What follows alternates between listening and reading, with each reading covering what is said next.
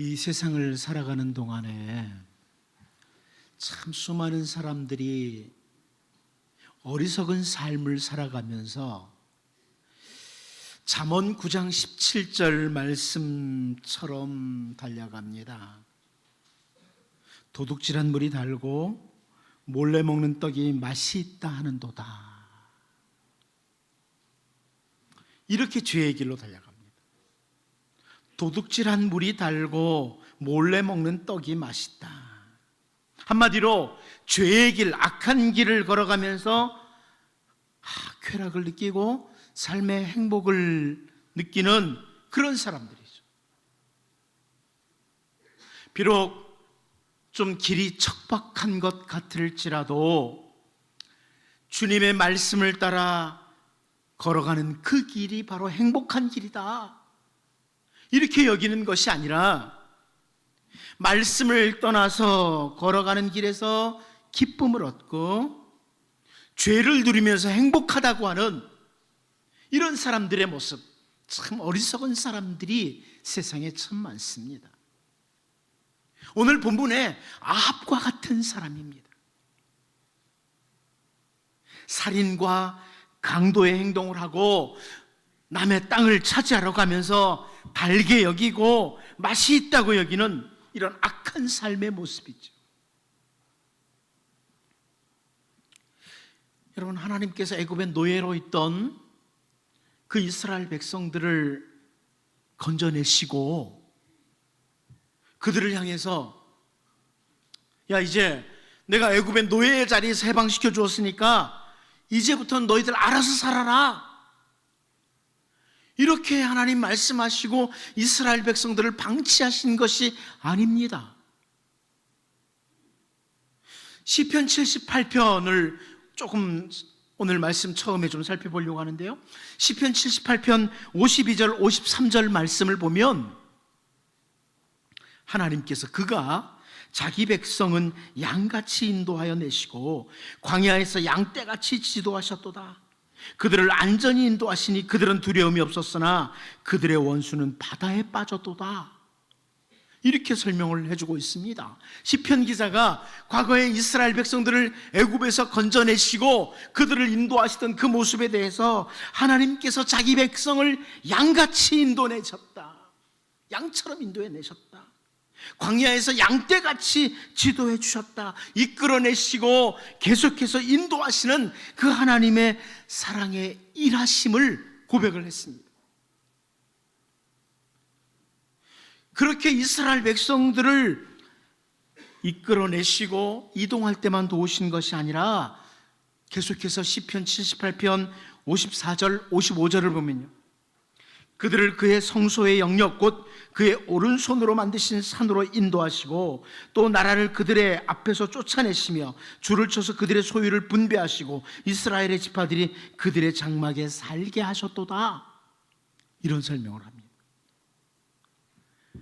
애굽에서 인도해내실 뿐만 아니라 광야길을 잘 통과하도록 양떼같이 지도해 주실 뿐만 아니라 새로운 땅, 아브라함에게 주셨던 그 약속의 땅에서 잘 정착할 수 있도록 하나님이 친히 간섭해 주시고 선한 일을 행하신 분이 우리 하나님이다, 이 시편 기자의 고백이에요. 그런데 그 하나님의 은혜를 받은 사람들, 그 사랑을 받은 사람들이, 그 놀라운 사랑을 받은 사람들이 살아가는 삶에 대해서 이 시편 기자가 안타까워하죠. 은혜를 받은 사람답게, 사랑을 받은 사람답게 살지를 않는 거예요. 그래서 시편 78편 뒤이어서 56절에서 58절까지를 보면 그러나 그들은 지존하신 하나님을 시험하고 반항하여 그의 명령을 지키지 아니하며 그들의 조상들 같이 배반하고 거짓을 행하여 속이는 활같이 빗나가서 자기 산당들로 그의 노여움을 일으키며 그들의 조각한 우상들로 그를 진노하게 하였음에, 이렇게 설명을 합니다. 하나님의 진노를 사기에 합당한 삶이었다는 겁니다.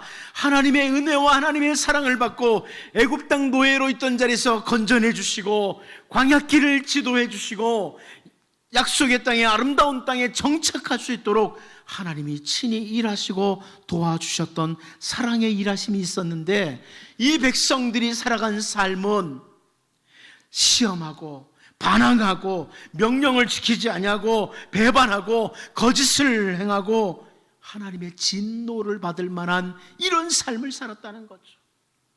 은혜를 받은 사람들이, 사랑을 받은 사람들이 잘못 살았다는 겁니다. 여러분, 오늘 우리 이 자리에 있는 우리들은 사실 은혜를 입은 사람들 아닙니까? 하나님의 은혜를, 하나님의 사랑을 경험한 사람들이에요. 그런데 은혜를 받은 사람답게, 하나님의 사랑을 받은 사람답게 살고 있느냐 하는 겁니다. 이스라엘 백성들이 하나님의 이런 은혜, 이런 사랑을 받았으면서도 사실은 하나님의 진노를 받을 수밖에 없는 이런 삶을 살았다는 겁니다. 하나님의 진노가 임박했음을 보면서 경고를 했던 한 사람, 우리는 세례 요한을 압니다. 세례 요한은 자기 앞에 오는 그 사람들, 당시 소위 경건하다고 하는 사람들에게 하나님의 진노가 임박했다고 경고를 했습니다. 마태복음 3장 7절 우리가 잘 알죠? 요한이 많은 바리새인들과 사두개인들이 세례 베푸는 데로 오는 것을 보고 이르되, 독사의 자식들아, 누가 너희를 가르쳐 임박한 진노를 피하라 하더냐, 이렇게 말씀을 했습니다. 여러분, 선지자 말라기 시대가 끝나고 이스라엘에는 약 400년 동안 신구약 중간기 시대가 왔습니다. 어두움의 시대였죠. 그 어두움의 시대에 헬라에게 혹은 로마에게 시달림을 받으면서 그때 이제 경건한 하시딤들이 일어납니다. 정말 우리가 단순히 성전에서 예배하고 이것으로 만족했고 경건한 삶을 살지 않았다, 말씀대로 살지 않았다, 이래서 경건운동을 일으킨 사람들이 하시딤이에요. 그들 가운데 바리새파가 있고 사두개파가 있고 에셈파가 있고 뭐 이런 사람들이 있죠. 나름대로 그 당시에 신앙에 있어서 지도자라고 한 사람들이 바리새인들이었어요. 사두개인이었어요. 그런데 세례 요한이 그 바리새인들과 사두개인들에게 하나님의 진노가 너희 위에 임했다, 이렇게 경고를 하는 겁니다. 그런데 여러분, 오늘 이 자리에 있는 우리 모두가 사실은요, 다 하나님의 진노 아래에 있었던 사람들입니다.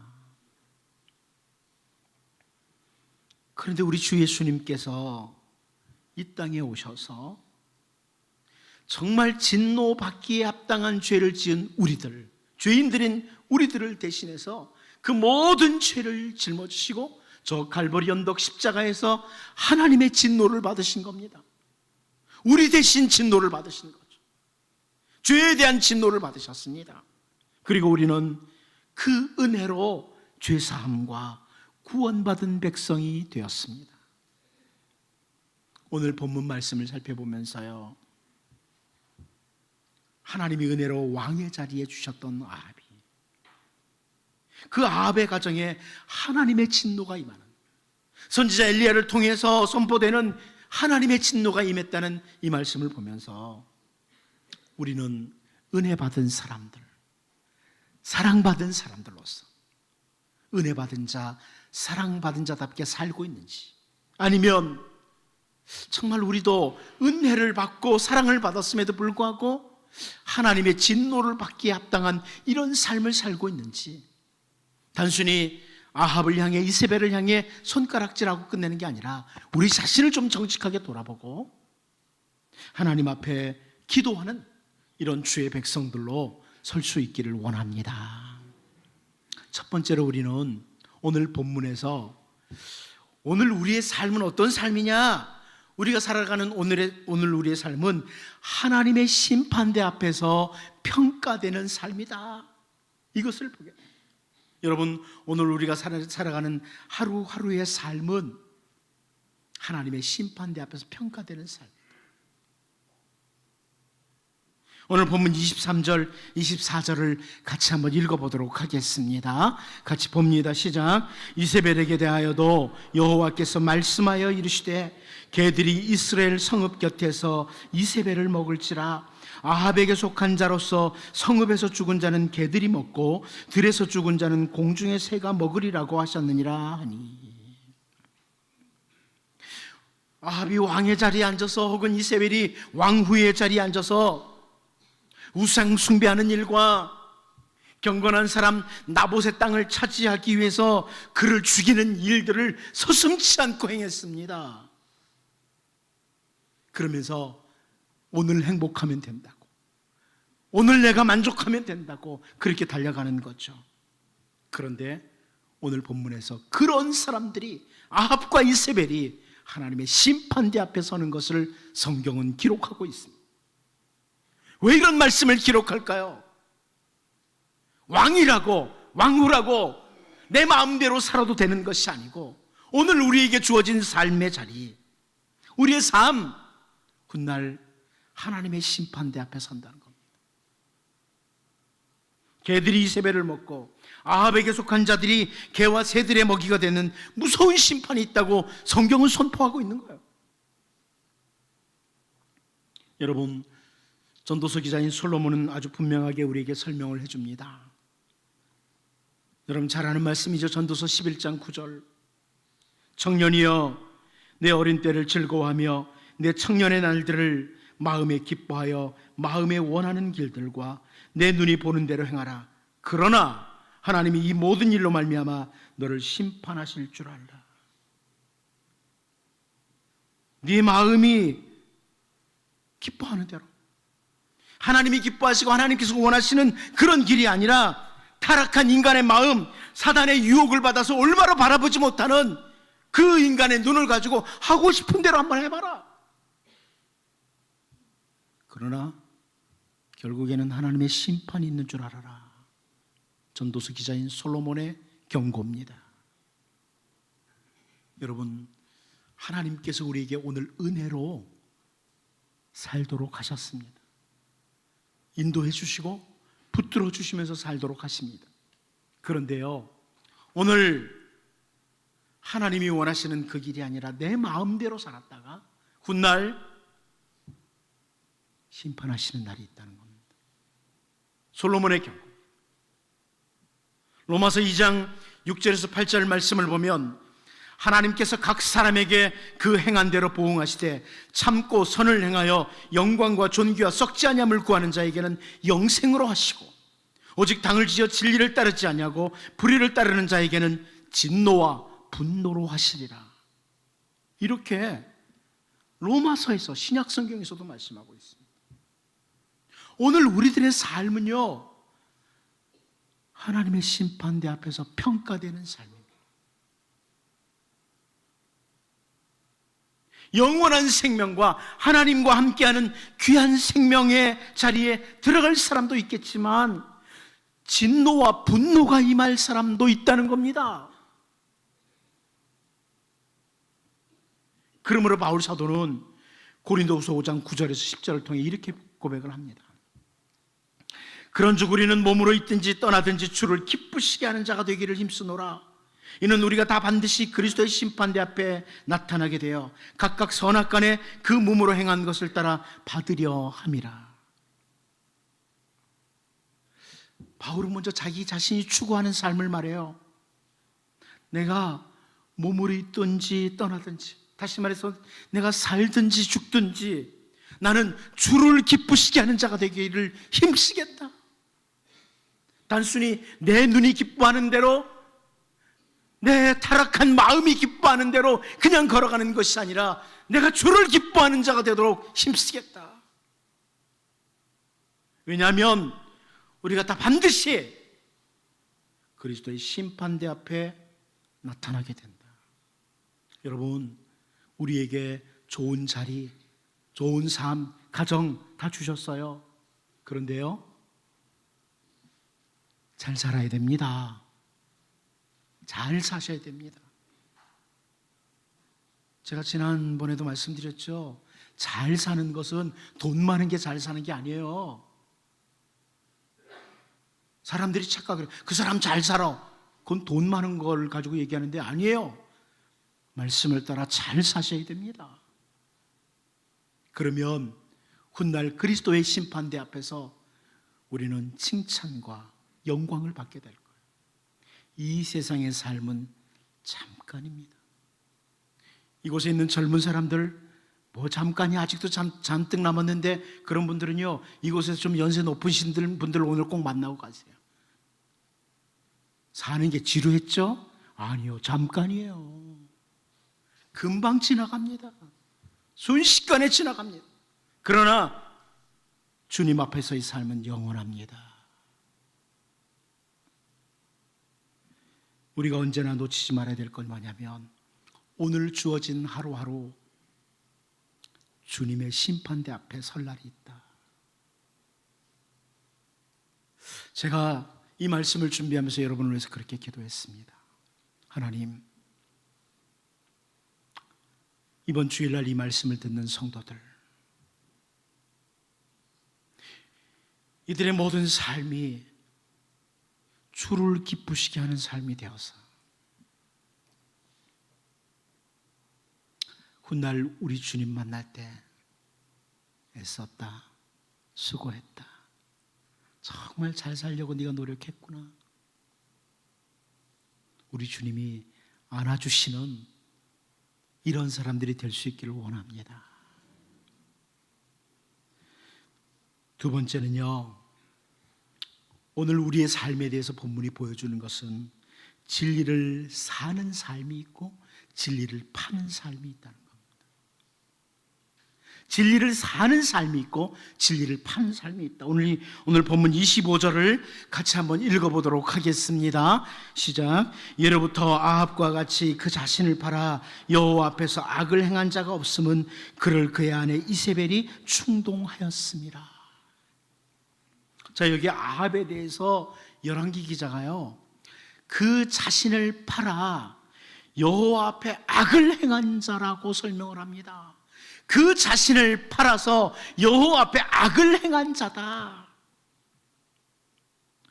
여러분, 이 죄의 권세는요, 사탄은 죄의 권세를 가지고 어떻게 하든지 우리를 죄의 권세 아래 가두려고 합니다. 인간이 자기 스스로 죄에게 파는 거예요. 죄에게 내어주는 거예요. 한 예를 들면 창세기에서 가인이라는 사람입니다. 우리가 창세기에서 볼 수 있는 가인이요, 자기의 재물이 하나님께 연락되지 않는 것을 보고서 몹시 분노합니다. 그리고 안색이 변했습니다. 그때 하나님께서 하시는 말씀이 있어요. 창세기 4장 6절에서 7절을 보면 여호와께서 가인에게 이르시되 내가 분하여 함은 어찌 됨이며 안색이 변하면 어찌 됨이냐, 내가 선을 행하면 어찌 낯을 들지 못하겠느냐, 선을 행하지 아니하면 죄가 문 앞에 엎드려 있느니라. 죄가 너를 원하나 너는 죄를 다스릴지니라. 하나님께서 가인에게 하신 말씀이에요. 너 죄의 다스림 받지 말고, 죄가 너를 원하는데 죄의 다스림 받지 말고 죄를 다스려라.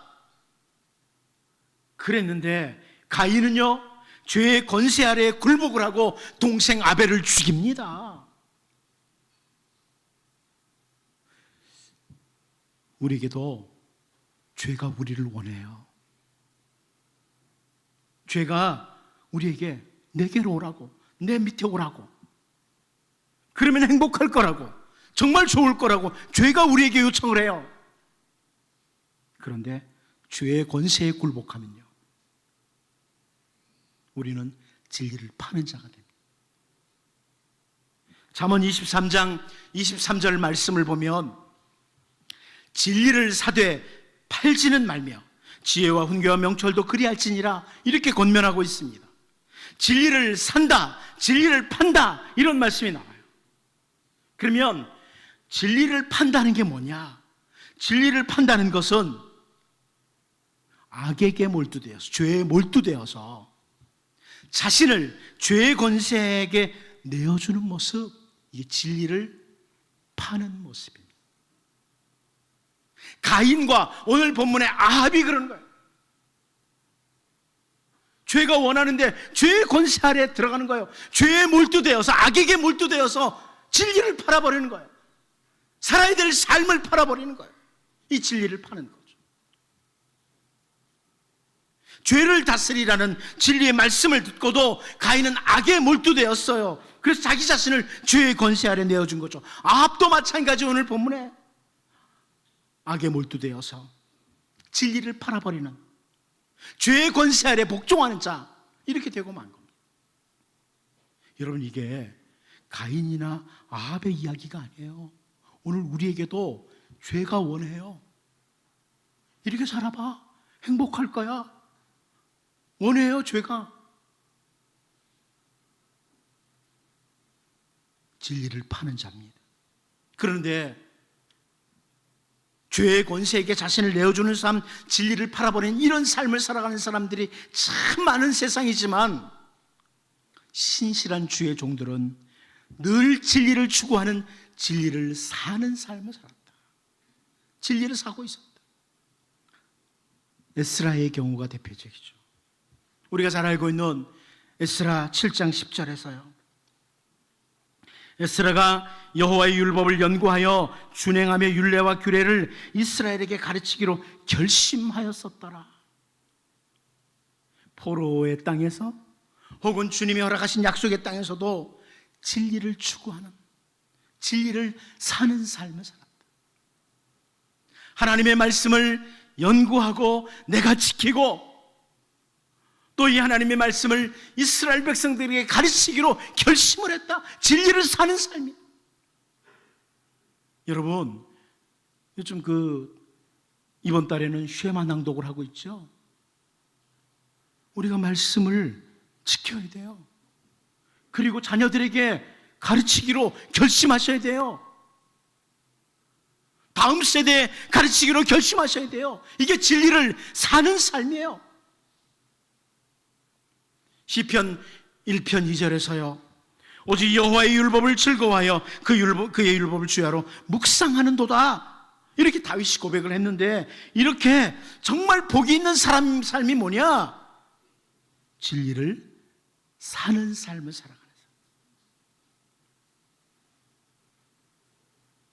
사실 우리는 모두가 진리를 사는 삶보다는 진리를 파는, 악에게 몰두되고 죄에 몰두되어서 진리를 파는 가인이나 아합과 같이 죄의 권세 아래 굴복하는 이런 일에 익숙했던 사람들이에요. 그런데 우리 주 예수님께서 우리를 위해서 십자가에서 대속의 죽음을 죽으심으로 어떤 결과가 왔느냐? 로마서 6장 17절 18절에서요, 하나님께 감사하리로다. 너희가 본래 죄의 종이더니 너희에게 전해준 바 교훈의 본을 마음으로 순종하여 죄로부터 해방되어 의에게 종이 되었느니라.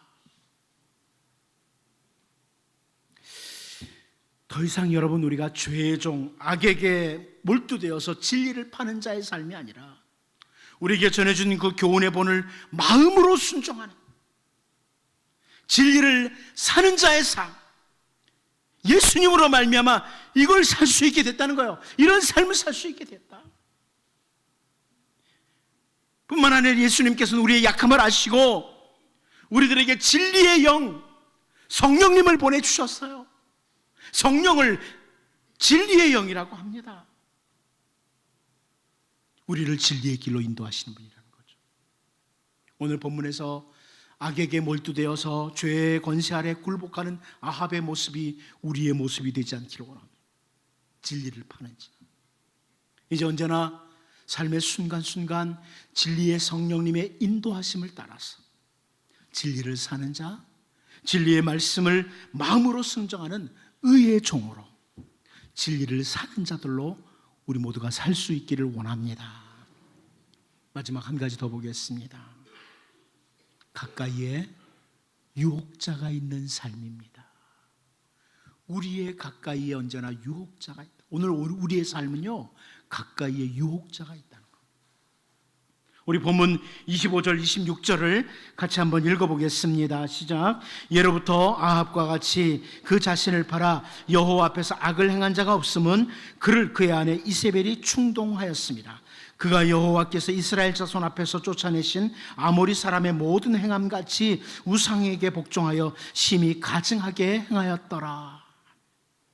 저 여기 이세벨이 충동하였다고 합니다. 이세벨이 충동했다. 이 충동했다는 히브리어 단어는요, 유혹하다, 꾀다, 이런 의미다. 아합의 아내 이세벨이 아합을 계속 유혹했다는 거예요. 야, 내가 전에 너에게 시집 오기 전에 살던 그 나라에서는요, 이렇게 살아도 왕성하기만 했어. 유혹을 하는 거예요. 우상 숭배해도 괜찮았어. 왕의 자리에서 이렇게 살아도 괜찮아. 유혹을 하는 거죠. 아합으로 하여금 잘못된 삶을 살도록 선동하는 이세벨의 교활한 그 행동을 이렇게 충동했다고 표현하고 있습니다. 유혹을 했다.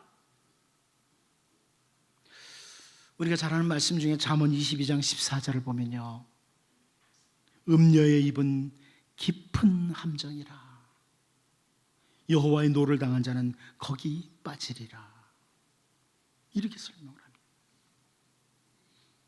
아합뿐만 아니라 이 세상에 사는 동안에 우리로 하여금 죄에 빠지도록 하는 유혹자 언제나 가까이 있습니다. 사탄을 비롯해서 우리를 죄의 길로 끌고 가는 유혹자들이 언제나 가까이 있습니다, 여러분. 그래서 이 세상의 교회를 전투적인 교회라고 그래요. 우리는 죄와 싸우고 악과 싸우는 전투적인 교회라는 겁니다. 우리 주님 품에 안기기까지는 진짜 안식은 없다, 참된 안식은 없다. 이 표현은 이 땅에서는 유혹하는 자들과 우리가 날마다 싸워야 돼요. 내 마음속으로도 유혹자가 와서 슬그머니 넣어줘요. 너 이거 가지면 행복할 거야, 네가 이렇게 하면 행복할 거야, 이렇게 넣어줘요. 우리가 얼마나 많이 넘어졌는데요. 에덴 동산에서 시작된 깊은 함정에 빠지도록 하는 그 유혹자는 언제나 우리 곁에 있습니다. 심지어 그 유혹하는 자가 예수님에게도 찾아왔습니다. 마태복음 4장 3절 우리가 잘 알죠. 시험하는 자가 예수께 나와서 이르되 네가 만일 하나님의 아들이거든 명하여 이 돌들로 떡덩이가 되게 하라. 여기 시험하는 자라는 이 헬라어 단어는요, 유혹하는 자라는 뜻이에요. 시험하는 자, 유혹하는 자라는 뜻이에요. 하나님의 아들 예수님에게도 감히 유혹하는 자가 찾아와서 진리로부터 떠나도록 유혹을 한 거예요. 여러분, 지나간 한 주간 동안 유혹자가 여러분에게 찾아오지 않았나요? 대충 살아, 이렇게 살아도 돼. 그런데 여러분, 예수님을 십자가에 못 박는 일을 선동했던 대제사장들과 바리새인들이요, 빌라도에게 와서 하는 말이 있어요. 마태복음 27장 63절이에요. 자, 이게 대제사장들과 바리새인들이 하는 말입니다. 주여, 저 속이던 자가 살아있을 때 말하되 내가 사흘 후에 다시 살아나리라 한 것을 우리가 기억하노니. 여기 주여라고 하는 것은 대제사장과 바리새인들이 누구에게 하는 건지 알죠? 빌라도에게 하는 거예요.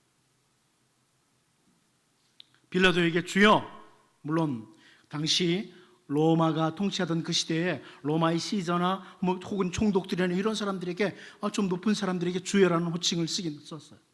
그런데 아무튼 대제사장과 바리새인들이 주여 이렇게 빌라도에게 부르면서 저 속이던 자가, 그럼 이 속이던 자가 누구예요? 예수님이에요.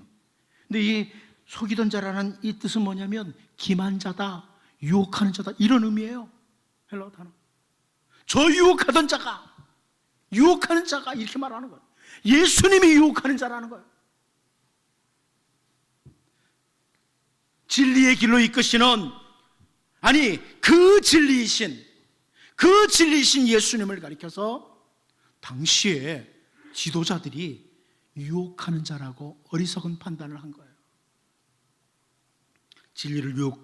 진리와 유혹을 분별하지 못하는 거죠.